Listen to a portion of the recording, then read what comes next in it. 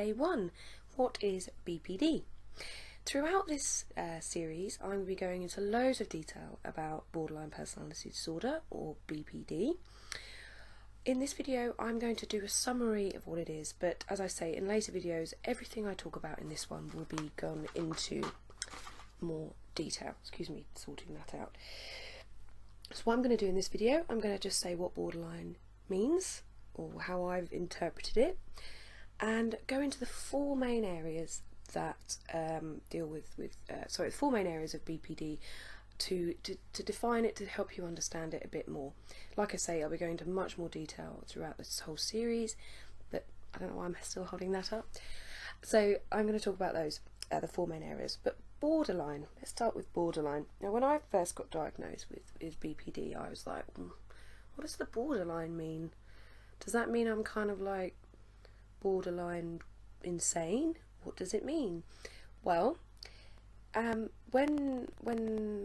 this illness was first being understood, and people were kind of thinking, okay, this is a different type of mental illness to maybe bipolar or other personality disorders, and they were like, the word borderline was supposed to sum up that you're kind of not quite neurotic, you're not quite psychotic, you're on this borderline of being between the two.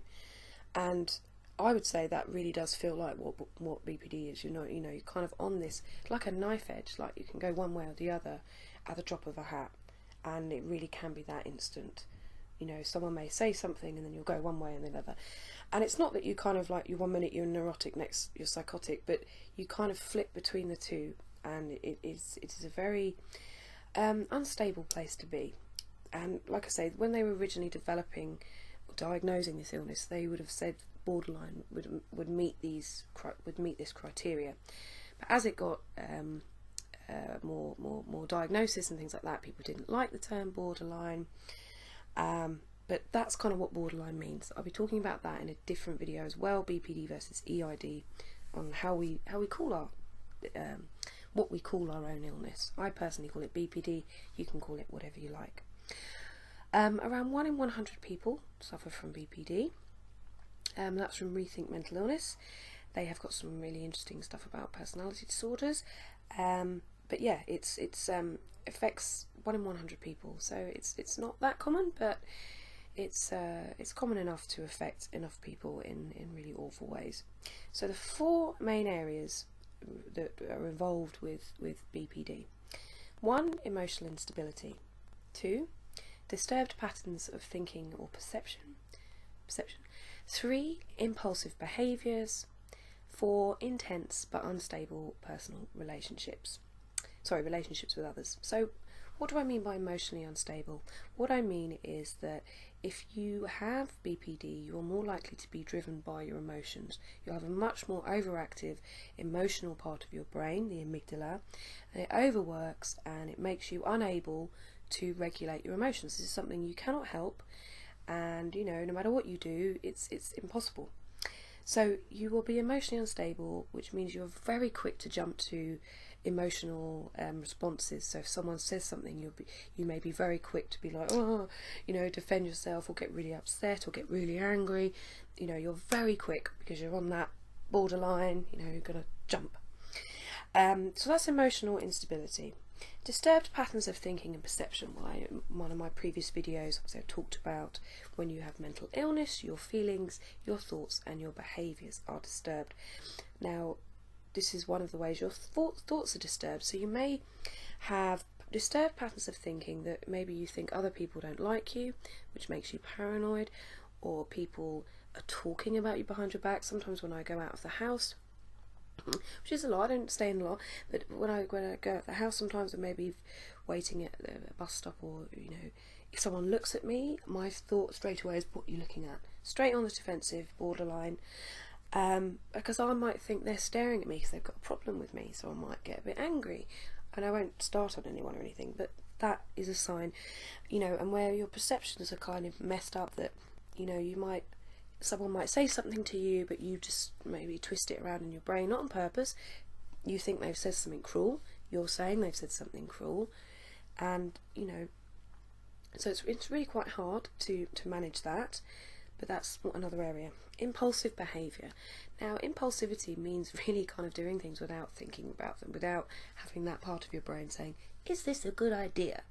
And a lot of the time, it's probably not a good idea. But don't get me wrong, being impulsive, it can be really good. It can be really, uplifting to be around with someone who's impulsive, because they'll be like, come on, let's do it. Let's go do that skydive, or let's go and see that movie, or, let's go to that restaurant.